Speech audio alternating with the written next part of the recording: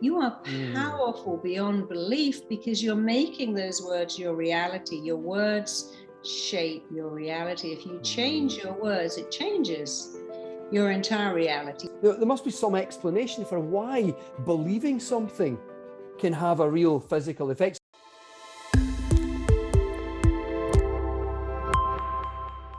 So today I'm talking to someone I've been a fan of for a long time. I met him on the speaking circuit and I immediately fell in love with what he did. And the person I'm a fan of is David Hamilton. He's written many books, many best-selling books. In fact, he's written 10 books, including The Little Book of Kindness, How Your Mind Can Heal Your Body, I Heart Me, the Amazon bestseller, The 5 Side Effects of Kindness, and his latest book, and I just love this title so much, Why Woo Woo Works. That's out on the 21st of September. So I'm really excited to discuss with David the mind-body connection. The first thing I want to ask you is why you left the pharmaceutical industry and went into writing books. So I'd love to know about that. Welcome, by the way. I've wanted to interview you for such a long time. Thank you, Marisa. Thank you. And thank you for inviting me. It's a real pleasure because I've been a fan of yours also. So it's really great that we're having this little dialogue. Yeah. Well, do you know what actually catalyzed, if I really was to track it back, what really catalyzed me leaving was that I had an interest in the mind-body connection before I began working in the industry. You see, when I was about 11 years, when I was a child, actually, my mum developed a postpartum depression. And it was after my youngest sister was born. So I have 3 sisters, and my youngest sister was born in 1976. And my mum took postpartum depression. Now, it wasn't understood very well at that time. And you know, one of the doctors actually said to my mum, "You need to just give yourself a shake." You know, asking a woman with postpartum depression to give herself a shake is like asking someone with a broken hip to run it off. And so my mum didn't really get the treatment that really worked for her. But one day I was 11 years old and I was in the school library and I just started high school. And as woo-woo as this might sound, a book fell off the shelf. It was called The Magic Power of Your Mind by a gentleman called Walter Germain. And I had this sense that will help my mum.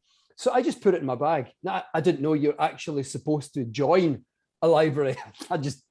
We still have the book.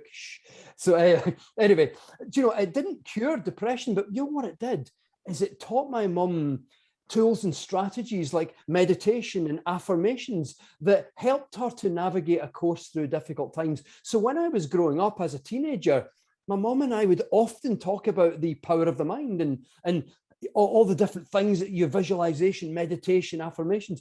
So when I found myself several years later as an R&D scientist in the pharmaceutical industry and mostly working in cardiovascular, a little bit in cancer, but mostly cardiovascular. And my friends and colleagues are saying, look how many people improved on the drug, brilliant. And I'm saying, look how many people improved on the placebo. Isn't that amazing? And I was just captivated by the numbers, but also the fact that there must be something going on that causes, there must be some explanation for why believing something can have a real physical effect. So I spent a lot of my spare time when I worked as a scientist, some of my spare time, I spent researching the mind-body connection and understanding, you know, how does believing that this little tablet here, that's a placebo, how does that actually fiddle around with my brain chemistry, my physiology? And I learned so much that I decided, you know what, this is my passion. I don't want to work at a lab bench anymore. There's enough people, enough skilled researchers doing that. I don't need to be there. There's far more that I could do with my passion, which is education. So that's pretty much how why I left the industry. And I know a lot of us know about the placebo effect, but can I ask you to tell people about the nocebo effect? Because I find people don't really understand what it is. We know, if you could just do it, because you're so much smarter than me, tell us placebo and nocebo. Well, this is your background. So placebo versus nocebo. Tell us the difference. Yeah, well, you know, placebo comes from the Latin that means I shall please. You know, so there'll be a pleasing result from this. Whereas nocebo derives from the Latin I shall harm. In other words, there will be a harmful result from that. So some people call it the evil twin. And what it really means is, if the placebo effect, that I take this and I expect to get better, then something positive will happen. And the nocebo is when I expect something bad to go wrong and I expect to have more pain. And the way it kind of works is, like, if you use the pain example, let's say I was taking a wee white tablet that I thought was a painkiller, but it was really a placebo, then the pain would go away more than likely. But the reason it goes away is because my belief has caused the brain to produce its own painkillers. And it's the real actual painkillers that I produce, my own version. They're called endogenous opiates. They're the brain's natural versions of morphine and heroin.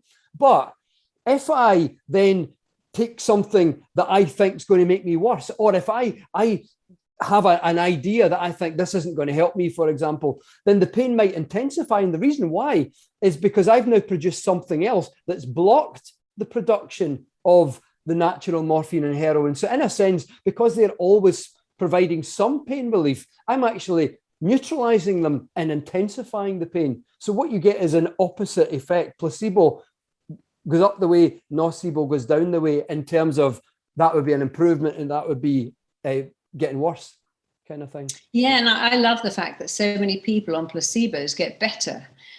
It's that thing about every thought we think has a physical reaction and indeed an emotional response. But I'd love to know from you, how can our audience do more to help themselves move from illness to wellness? What are some very simple but powerful things that they can do? Well, do you know, Marisa, one of the most powerful things we can do is actually, using your language there, is to take a mental representation of illness and turn that into a mental representation of wellness. And what I mean by a mental representation is just the way that I might represent something mentally. So, for example, if I had, say, some arthritis in my knee, then I might represent that in whichever way I want. Maybe I would have a picture of it because I know what that looks like. Or maybe I would just represent that as, sand between two things, like sand between two sandwiches, for example, and you wouldn't want to eat a sandwich of sand. And so I would turn that into a mental representation of wellness. So for me, it would either be, if you knew medicine, you might want to clean it out and imagine putting some oil or fatty substance so that the joint now easily moves around with no pain. Or I might take that sandwich and get rid of all the sand and put like butter or olive oil or something fatty in there so that the sandwiches, the two bits of bread, slide over. And the reason I'm using a medical and a non-medical example is because it doesn't actually matter. All that matters is that you take a mental representation of illness and you turn it into a mental representation of wellness. And the basis of that is because in many ways, the brain doesn't really make that much of a distinction between whether something's actually happening or whether it's actually happening or whether you're imagining it happening. And so imagination itself can, in some cases, tilt the movement of stuff in the body towards that what you're imagining happening. Yeah, I think that's so profoundly true that, when people say, oh, how does that work? We all know that if we think an embarrassing thought, we blush. Yeah. If we think an emotional thought, our eyes fill up with tears. If we think about food, our stomach starts to rumble. So every day we see very practical examples of, wow, I'm thinking a thought and my body's making that thought real. And I do believe that if we could all be taught every thought you think is a blueprint that your mind and body have to make real. It's not like it has a choice. The mind has to work on the thoughts you think, which you are free to change. So can you tell me more about the types of visualization that you recommend to people if they want to heal from something or just improve in a certain area? People get very confused, I can't visualize. I go, listen, if you can't visualize, you would never worry a day in your life. When you worry about your kids not coming home on time or something bad happening, that's visualization. But can you tell us more about how we can use visualization to heal from something or indeed to just improve an area of our life? Yeah. So to get around the fact that some people say they can't visualize, I sometimes swap the word for imagine. Because just like you said, people can imagine something bad happening. So you are visualizing. But so maybe we can swap visualization for imagine. I do that sometimes. Yeah, and so the key strategy is take a mental representation of illness and turn it into wellness, but to do it repetitively. And I say repetitively because research into the idea that the brain can't distinguish real from imaginary began with a breakthrough study at Harvard University led by a professor called Alvaro Pascal Leon, where he asked volunteers to play 5 notes on a piano for 2 hours on 5 consecutive days. And he measured the changes in the brain. And it was a significant amount of change. But he got another group of people, instead of playing the notes with their fingers, to close their eyes, put their hands flat, and imagine moving their finger. Imagine playing the notes. So they had no movement of the fingers, just, it's called kinesthetic imagery. You just imagine what it would feel like if you really were playing the notes. So they did the imagine bit for the same 2 hours over 5 days. And they also had their brain scanned every day. And amazingly, it was exactly the same as those who did the physical movements. It had substantially changed any key region of the brain. And if you put the brain scans side by side, you couldn't tell the difference in the scans between those who had actually played the notes and those who had imagined playing the notes. So visualization or imagination in this way works by, through the repetition, begins to sculpt, if you will, brain circuitry. And brain circuitry, the more you imagine illness turning into wellness, the more you see that wellness, the more brain circuitry begins to sculpt around that kind of idea. So you can apply it to just about anything. Even, you know, I've given an example of arthritis. You could even apply it to mental illness. So the idea is to take a mental representation again. So I met a gentleman years ago who suffered terrible depression. And he had what he called treatment-resistant depression. And that's when the treatment is no longer working. And he had actually also at one point, he had made a suicide attempt that had been so bad. And one of his friends had suggested visualization to him. And he thought, well, you know, I've only heard of visualization for physical things. So how do I do this for depression? And he came up with a novel idea. He'd actually read one of my books, How Your Mind Can Heal Your Body. And it was because I'd mentioned making a mental representation, he thought, well, I can do that for depression. So he said, I felt broken. And that was how he described how he felt at the time. And it turned out that his marriage had broken up and he took it really badly. And he started drinking too much alcohol, and such that he was going into work the next day. Now, he was a university lecturer and he was going into work the next day smelling of alcohol. After a few warnings, he was eventually made redundant. He was eventually given the sack and told he can't work anymore. And he lost his house. He ended up homeless in a little town north of Manchester in the UK. And so he said, I felt broken. So he said, could I make a mental representation of brokenness? So he remembered a mirror that him and his wife, his former wife, had in their hall. And he really loved it. And he thought, I'm going to imagine my brokenness as if that mirror is broken. So he imagined the mirror broken. It was lying on the ground in hundreds and hundreds of shards. And he said, so I have to turn illness into wellness. In other words, brokenness into wholeness. So in his imagination, he took a brush and pan and he swept up all the shards and he put them in a cauldron in his imagination. Then he imagined lighting a fire under the cauldron, and all the shards of broken mirror began to melt into liquid silver. And then he just imagined the empty mold and he poured all the liquid mirror back into it again and blew on it to cool it down. And then he held it up and he imagined seeing himself whole again. So in other words, he'd taken brokenness and turned it into wholeness. And he did it every single day because he said it only took a minute in his mind to visualize it every day. But within a couple of months, he said that he was a brand new, he said, I was a brand new person. He'd literally made himself whole again. Yeah, because I think we don't actually realize our own power. When people say things, if I look at a cake, I gain a pound, that's imagining that happening, not understanding that the strongest force in the mind is it has to make that imagination real. And so you just find the opposite. I look at a cake, I gain a pound. My metabolic rate is so amazing. Whatever I eat, it burns off. I have a memory like a sieve becomes I've got a phenomenal, dependable memory.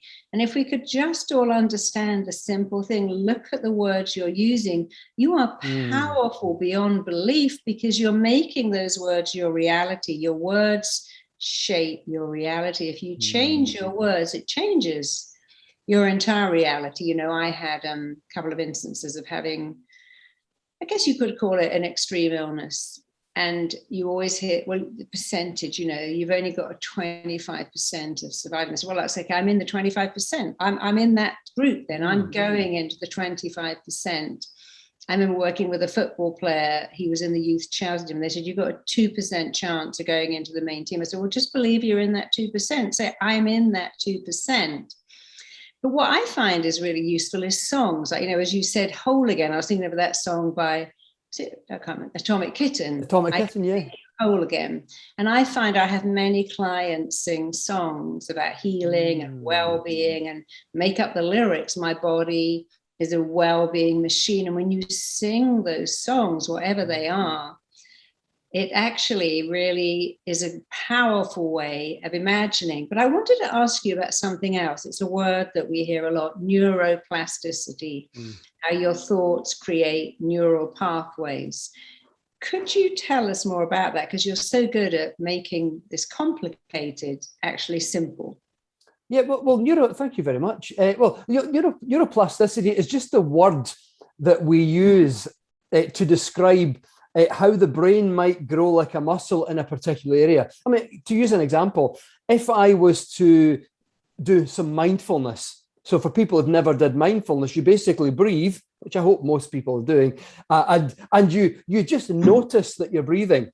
And if I notice that I'm breathing, I give my attention to the fact that I'm breathing. I'm being mindful that I'm breathing. I actually take this part of the brain to the gym, the part just above my eyes. It's called the prefrontal cortex.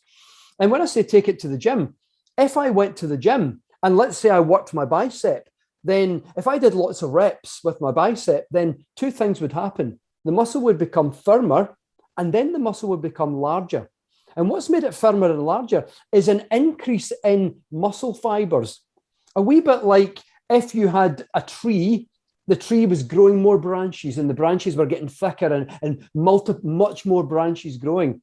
So something very similar happens in the brain when you work out a region of the brain. And if I meditate, if I notice that I'm breathing, then this is the part I'm working out, I'm taking to the gym. So rather than neuroscientists calling this muscle growth, they've got their own fancy word for it, neuroplasticity. But the idea is similar in the sense that you're laying down new fibers. And what's happening here is imagine you've got one tree and one tree. So you've got two trees, and now the trees want to talk to each other. So they stretch their branches over. But in so doing, they generate lots and lots of new branches. So what you're doing is you're creating like instead of 5 fingers, 10 fingers, 20 fingers, 30 fingers, and they're creating more branches, and these branches reach across and they form these connections. And it's very akin to growing extra muscle. So what happens is the area of the brain gets firmer and larger. In other words, ultimately it moves from like dial-up internet to fiber optic broadband internet. You end up with more fibers there. And also the area itself begins to occupy more space. So the neuroplasticity is really the brain's version of growing muscle by working it out. Yeah. But the working out is really the thinking about it. So when you think about your muscles getting bigger, I mean, I've heard that a lot, that you can go to the gym and work out, or you can visualize working out. There's a great story about the Olympic rifle team in America where they went into 3 groups. One practiced every day, one visualized, and practiced. Everyone thought, well, the third group's going to be the best, but it was the middle group, the one who did nothing but visualizing, or as we say, imagining, who were the best. So I'd love to ask you about hypnotherapy. Now, I'm a massive fan. Everything I have in my life is down to hypnosis. So I know that you used it. You said that you used it a long time ago to improve a long jump. And I work with lots of athletes who use hypnosis to improve their performance. So can you share that story about you using simply a hypnotherapy tape to improve the long jump? Yeah. So I was an amateur athlete. And I say amateur, meaning like in the lower ends of ability. And I used to compete for my own university. I went to a university in Scotland called Strathclyde University. And so I competed for them. I was a relatively low level. And I'd taken a job in Cheshire in England with one of the world's largest pharmaceutical companies. And I decided to try out for a club called Sale Harriers in Manchester. Now, they're one of the biggest and oldest and most famous athletics clubs in the UK. And I went along, I was doing a wee bit of drills and running and stuff. And one of the top coaches came over and said, look, what are you doing? And stuff. I said, I wanted to be a sprinter, actually. I wanted to sprint. And he said, well, what to do? I'll give you a little session and just practice that for 6 weeks. And I wasn't initially improving that much until I got this tape. It was a hypnotherapy tape by Paul McKenna, and it was called Ultimate Athlete. And I listened to it every single day. And at the time, I'd also decided that I want to start practicing long jump, because a lot of sprinters become jumpers as well. So anyway, over the next couple of months, I listened to that tape probably about 5-6 times a week. Every night, most nights, just sitting or lying down on the couch, and I just listen to it, and my long jump improved dramatically. I mean, literally dramatically. When Sale Harriers, after doing this training regime for 6 weeks, the coach had never come back to me. He was a 100-meter sprint coach, and I knew that I wasn't fast enough, because Sale Harriers had several athletes in the Olympic Games, at previous Olympic Games. And so I was over at the long jump pit, and the head of the club came over to me. He said, how far have you just jumped? And I said, absolutely no idea. So he paced it out and he said, do you want a long jump for us? And I thought, brilliant. Yeah, because I had done a few long jumps for my university, like just 6 months earlier. So having done all this hypnotherapy, I didn't really know if it helped, because I'd never really measured a long jump yet. So I was asked to compete for Sale Harriers. And my first jump, I actually won the competition by more than half a meter. I couldn't believe it. I'd added almost a meter onto my own prior personal best. And the only difference really had been hypnosis, so hypnotherapy, and doing a bit more training on my own. But it was mostly the hypnotherapy, I would say, that contributed to the massive, not just a little bit, but a massive increase in my long jump. In fact, I even entered the Scottish Athletics Championships and got to the final a few months later, and it was being used as an Olympic qualifying competition for the 1996 Atlanta Olympics, and I got to the final, and that was me from a low level. And the main difference was the hypnotherapy that I'd been doing.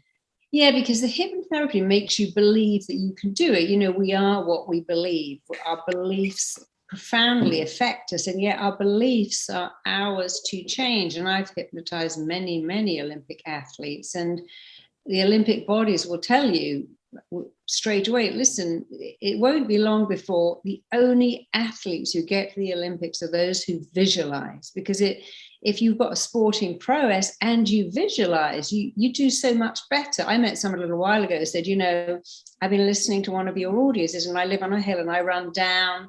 When I run up, I go, I hate this bit. This is the hard bit. My legs aching. I began to say, I love this bit. I feel like I've got mercury attached to my heels. And I was sprinting back up. And the only difference was I changed my thinking from I hate it to I love it, which is why Marines will sing when they're running. Because if you sing, you say to your mind, oh, I love this. And so often we think, oh, this is hard and I hate this. And your mind picks up, you don't want to do this. You want to go home and watch TV. Let me get you out of it. And so just changing your language about any sporting event, even going to the gym and going, I love it, love it, love it, will profoundly affect you. So yeah, I love hypnosis. I've hypnotized many people who've said, it was amazing. And if you read something like The Inner Game of Tennis, or The Inner Game of Golf, you hear again that belief. Even with something like darts, the belief that you can see where it's going to go will make it go there. So I'm so glad that you simply used the hypnotherapy tape and found it powerfully improved your sporting prowess, because that says to everyone, if you use a hypnotherapy audio or even use your own hypnotic language to believe that you can pass an exam, get a promotion, find love, or indeed run faster, jump higher, jump longer, guess what? You can. Yeah, absolutely. I wasn't quite expecting such a big improvement in my long jump. I mean, it was a massive, I mean, it was almost 23 feet that I had jumped. And my previous best was about 19 feet. So I'm talking, you know, the upper towards and getting close to 7 meters. Now, I wasn't a professional, I was just an amateur, but it was still a fair distance for me, having never really trained at the level that you need to train to be jumping that far. And the main difference, as I said, from before to after was the hypnotherapy that I was doing. And it was having an effect on my language, to the point now that even today, I tweak my language. Like I found just the other day there, I kept going upstairs and forgetting something. You want to do something, then I thought, I need to go up the stairs, get that thing. And then I come down and goes, and I've also forgot. I need a pen. And I go back upstairs, I come down, and I forgot the paper. And we've got a really steep flight of stairs in our house. And if the first couple of times I went up, I'm thinking, it's an effort. And then the next time I did it, I thought, you know what, this is great for my muscles. I'm loving doing this. I'm thinking this is exercise. I'm so pleased that this is the fourth time I've forgotten something. This is extra. What I'm actually doing, I was bounding up the stairs instead of 2 minutes earlier, feeling tired, going up the stairs again. Now I was like, this is great. I'm getting some exercise. And it was just that little thought that changed. Yeah, when my little girl was little, of course, with all children, they go to school and they forget. And I'd always tell her, you have an amazing brain, it remembers. And she'd get to the gate and come back. And I never said, what have you forgotten? I go, what have you remembered? She said, I've remembered my lunch. I've remembered my swimming kit. And I said, you have an amazing memory. And she began to not go, every day I forget, but every day I remember. I get out of the door and I remember. So something as simple as changing what have you forgotten to what have you remembered makes people think, I got a great memory rather than a terrible memory. Yes.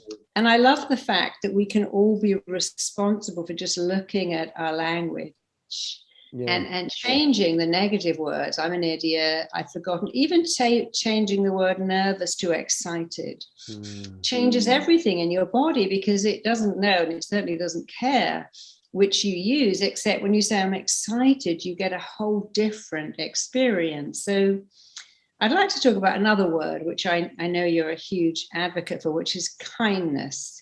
Can you tell me why you wrote a book about kindness, and why because I know that it's not just beneficial for society, but for each individual that practices it, the benefits we get from practicing kindness? What catalyzed the book? I've always had a firm belief that a small group of people with compassion and kindness in their hearts can change the world. And that's my word take on the Margaret Mead famous thing. I just played on those kind of words, but that's what I've always believed applied to kindness. And then quite a few years ago, I was doing some research because I was playing around with an idea. I had a couple of ideas for a book at the time, and I was just going through some research, and I came across some research in a Tibetan Buddhist meditative technique called metta, and which in the West we call that loving kindness, where you cultivate a feeling of love, kindness, and compassion towards yourself and towards others. And in this meditation, they were measuring the impact it was having on the cardiovascular system, and they were measuring a reduction in inflammation. Now, the way they were measuring the reduction in inflammation was measuring reduction in a marker that I was very familiar with from my time in the pharmaceutical industry. What I mean by a marker is, if you were measuring your height, you might take a marker and mark against the wall. So in the body, you have biological markers that measure the height of something or the amount of something. So how much of it tells you how much you've got going on of that thing in the body. So it was a marker of inflammation. It was telling you how much inflammation systemically was in the body. And so I was very familiar with using that marker because I had used it myself, working as an R&D scientist in the pharmaceutical industry. And what astonished me is from just a 6-week daily practice of saying things like thinking of people and saying, may you be happy and well and safe, and may you feel at ease. Repetitively, may you be happy and well and safe, and may you feel at ease. Sometimes even visualizing that smile and appearance on the person's face, or even see them surrounded by light, but feel that feeling. And amazingly, they got substantial drops in that marker, that level of inflammation. And it was quite comparable to what you would get from a very decent pharmaceutical drug. And I thought, that's incredible. You know, here we have all they've done. It isn't the meditation itself, it's the feeling of kindness and compassion. So I decided to start researching kindness and compassion and find all the evidence. And there was absolutely zillions of it. There was so much of it out there that no one knew about. So I ended up writing, actually 3 full books on the science of how kindness impacts. And it has a tremendous impact. You know, for example, kindness improves mental health. And it's not just, I mean, research shows that people, if they're asked to do a certain number of acts of kindness, compared with people just being normal selves, those who do the acts of kindness always end up happier than they were beforehand. But what happens is the feelings induced by kindness actually have physiological effects in the brain. One thing that happens is the whole frontal part of the brain gets worked out, but with a slight bias to the left-hand side and a wee bit in the middle. And these are regions associated with happiness and joy. And what that means is when you practice thinking kindly of people, it becomes easier to access happiness and joy.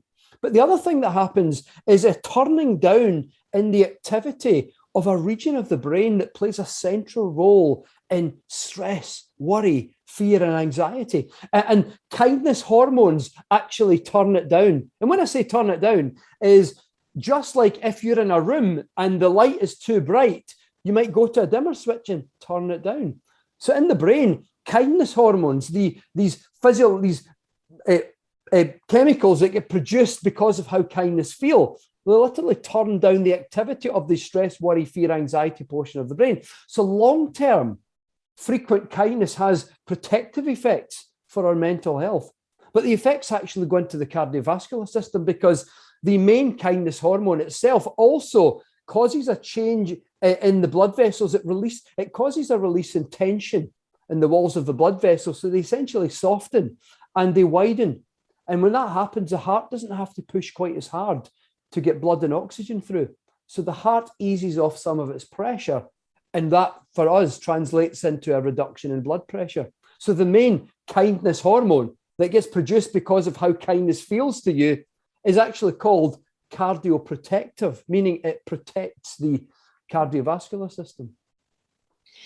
And I know we immediately think, okay, I got to be nice to people. I got to pay a compliment to my neighbor, be nice to the checkout girl in the store, be nice to the waiter who's got my order wrong. But I think the other important thing is be kind to yourself, you know. So could you talk about some of the benefits we get from self-kindness, which I'm a huge fan of? I call it being your own best friend, being your own cheerleader. But I'd love to get your take on being kind to yourself. Yeah, so being kind to yourself, this can be, we could do this by changing how we think about ourselves, or even changing some of the language we use, how we speak to ourselves about ourselves, changing some of that language. Or it could even be in practicing some self-care, which you're looking at individual things that you might do for yourself as an act of self-care or self-kindness. But amazingly, what happens is we begin to fiddle around with our brain chemistry, and we begin to produce beneficial substances in the brain that actually make us feel happier and more content. But similarly, some research showed that self-kindness can have an anti-inflammatory effect. You know, they were measuring this marker of inflammation, and part of the practice, a significant part of the practice, was self-kindness or self-compassion, which is that aspect of kindness where you, instead of being critical of yourself and your language and how you think about yourself, you become gentle and kind. in how you think about yourself, how you speak to yourself. And I think of it like when we move from, say, being self-critical to self-kind and self-compassionate, it's almost that we are reducing psychological inflammation. You know, you could think of self-criticism as psychologically inflamed, you know, just like if you cut yourself and it's red and swollen and inflamed, you know, psychologically, that's what self-criticism is like. And so as we develop self-compassion through the practice of self-kindness, then it's like we reduce psychological inflammation. And what's amazing is actual inflammation systemically in the body also begins to reduce as well. So it's really quite phenomenal, the power of it. Yeah, I mean, I love that because it's a choice, isn't it? You could wake up and go, oh, look at the state of me. Or you can wake up and go, hey, you're an amazing person. You've got a good heart. And who cares if you've got cellulite and your hair's a mess, or you didn't get your suit cleaned, or your shirt isn't properly ironed. It's so much easier to be nice. And, you know, although you have a choice of being critical or kind, what people don't understand is your body doesn't have a choice. If you choose to be kind, that's great. And if you choose to be negative, it's your choice, except that your body has no choice but to act on the negative words you use. Mm-hmm. I think if we could look into our bodies and see what negative words about ourselves do, we would decide, I'm not going to do that, because the price you pay is just too high. Now, my dad was an amazing one. He always said, it's not important to be right. It's important to be kind. And I always thought that was true. You don't want to, when someone says something, you go, oh, you know, that was wrong or that's incorrect. You just think, oh, it doesn't matter, who cares? So I'd love to ask you, well, I've got so many questions to ask you, but the next one is, in the moments that you've needed to master your own mind or your own mindset, what helped you and who helped you? You know, my mum helped me a lot. One day, there was a time a number of years ago, while I actually worked in the pharmaceutical industry, when I was struggling with depression. And I didn't tell anyone. You know, I to be honest, Marisa, I felt ashamed. Now, this was back in the late 1990s, and I'd been working in the pharmaceutical industry for about 3-4 years. And I just felt ashamed. I just felt low and, well, depressed. And I just couldn't tell anyone, but I began to withdraw from my friends. Even when I was out in company, I just felt I had nothing to say. And I was finding it difficult to engage in conversation. And I just had this background lowness that was getting heavier and heavier. And I used to go into work and we had this thing called trust time, where the company just trusted you to do your job, and you could come and go when you want, but they preferred that you stayed until about 4 o'clock. So, but as soon as it came to 4 o'clock, I was gone.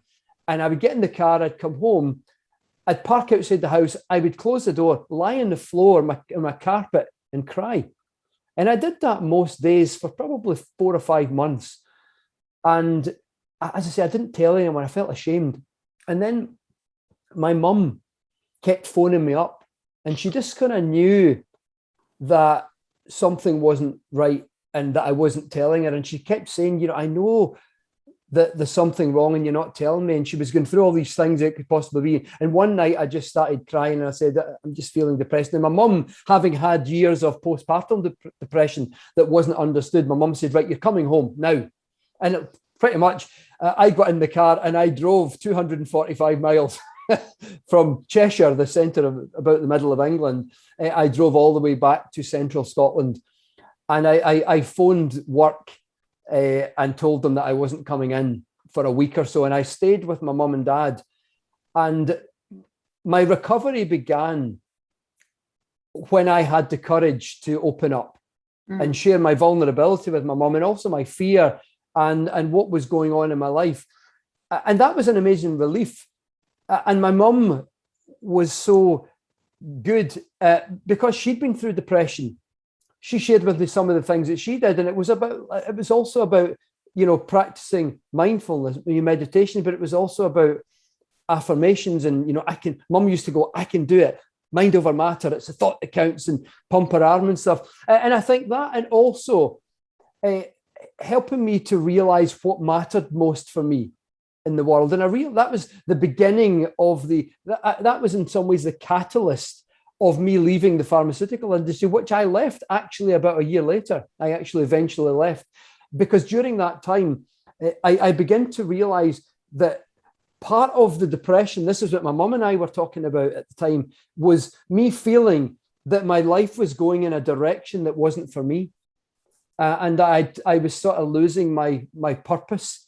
And even though I never believed that I could actually be writing books. I mean, I failed my English at school. You wouldn't think that I would be writing books, and speaking in front of people would terrify the life out of me. But somehow I knew in my heart that I'm supposed to write and speak. And even though I was afraid and didn't think I could, the idea of doing that just lit me up. And I knew that that's what I'm supposed to do. So the part of the depression was this kind of discord between my life was going there, and I knew in my heart it needed to be going there. So my mum helped me to almost tease out of me what actually needed to be happening. And neither of us even then imagined that I would leave my job a year later. It didn't even seem possible for me, but it did start that pathway of me finding a sense of purpose and finding what is it that lights me up truly. And that, so my mum helped me, but that is what actually led me to having more energy and everything, was just finding what lights me up. We'll go do that now. Kind of I find that because I've found with all of my own clients and patients that one of the major causes of depression is failing to follow your heart's desire. Say, well, I'm here and it pays well and I'm too scared to leave, but failing to follow your heart's desire is a major cause of depression. And it's interesting, you could look at it, that depression was my friend. It was trying to talk to me. It was saying, you're in the wrong place. This doesn't make your heart sing. This is not fulfilling you. And so you can almost reframe the depression as a terrible thing to a good thing, because it made you leave a job that didn't have your name on it and find something that did. So I love the fact, because I found exactly the same thing. I find with all my clients, there are three things that causes depression. The number one is harsh, hurtful, critical words that they say about themselves and to themselves on a regular basis, the opposite of kindness. It's super criticism, followed by not following their heart's desire, followed by huge disconnection. So I love the fact that you cured the depression without medication, without believing you had some odd didn't have the right chemicals in your brain. You understood it wasn't a chemical thing, it was more of a soul thing, and that you didn't feel fulfilled. But how could you help other people get themselves out of a rut when they say, but my mind isn't on board, I need to get out of this rut, but my mind isn't helping me, it's actually hurting me? What advice could you give people who feel they're in a rut? Yeah, so what can be very helpful is getting into a habit of meditation, but it can be a particular meditation style, because not all meditation styles appeal to everyone. But the real key is the habit. And I really mean that. Many people give up practicing a form of meditation after just a couple of days because they feel they can't stay in it. So there are different styles, different ways of meditating. For example, if you want to be better at concentrating, then a mindfulness-based strategy might actually be the best for someone who has difficulty concentrating, because that improves the thickness of the concentrating part of the brain. And so you could practice mindful of your breath, or even mindful of the sounds, sights and sounds in your environment. You could even walk while you meditate, or you could just be mindful of the parts of the body. But instead, if you wanted to improve your happiness, then you might practice a kindfulness type of meditation. And kindfulness is the word that I use for any meditation where the focus isn't entirely on the breath, but it's on thinking kindness about other people and sometimes yourself. So we could use the Tibetan Buddhist strategy, the loving kindness, which is called metta. May I be happy, well, safe, and feel at ease for myself and other people. Or you can just think about people in your life and think about all the reasons why you care about them and why you appreciate their presence in your life.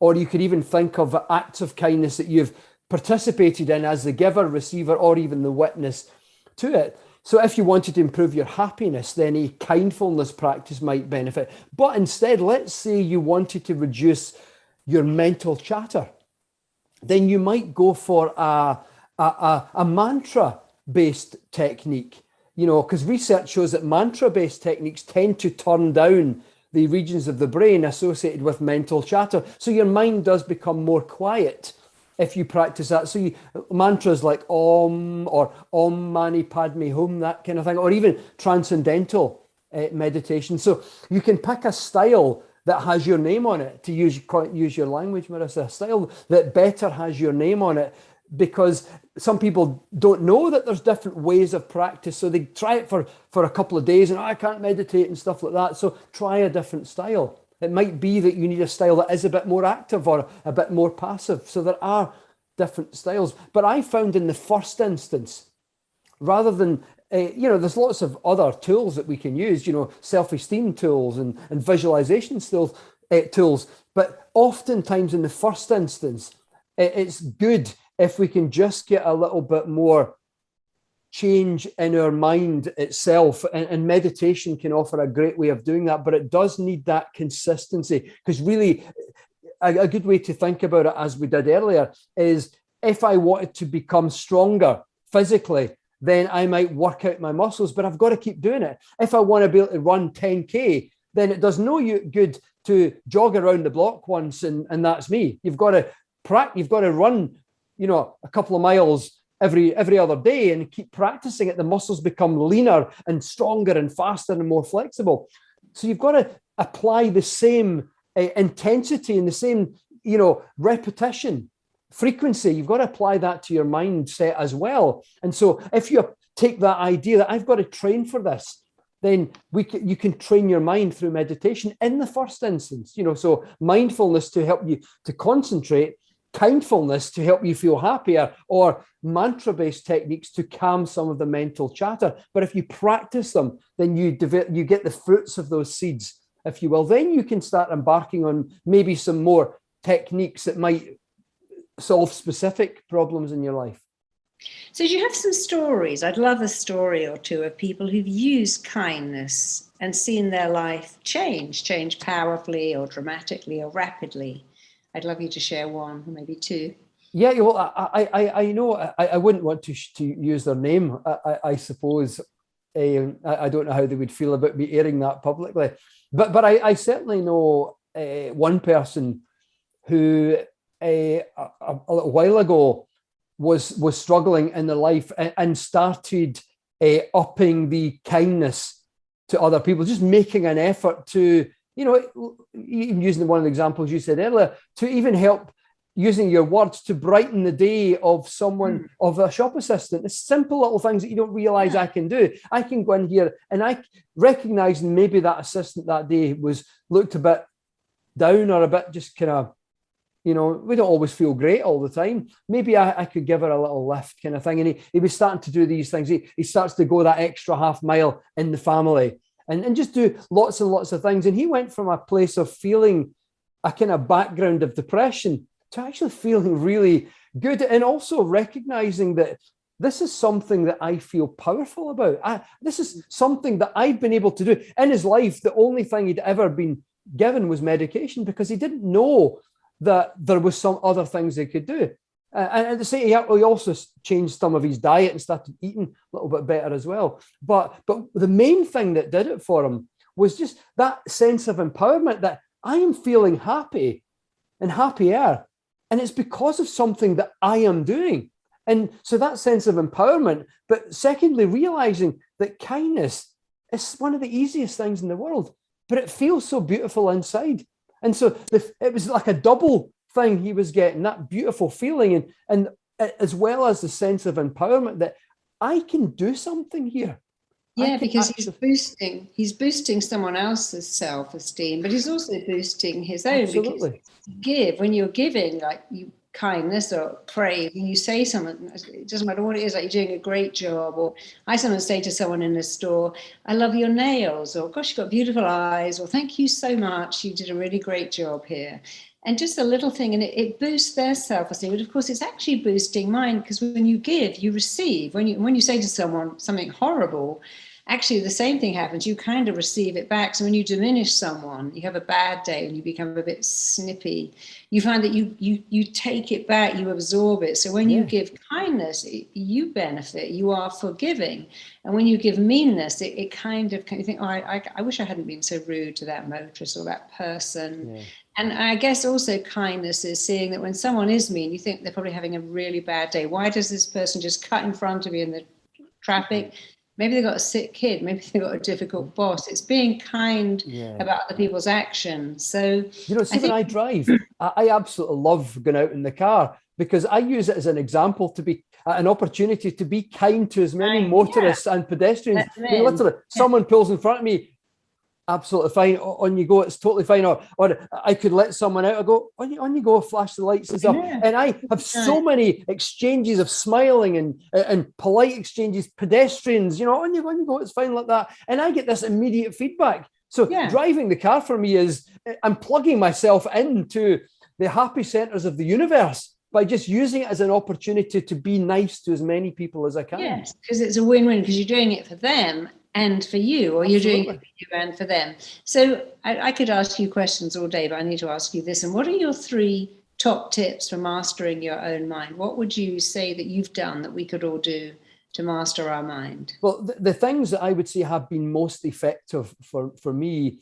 the first one is visualization on a physical level of illness to wellness. So taking a mental representation of illness and turning it into a mental representation of wellness. Now, where I apply that to myself is I play competitive tennis.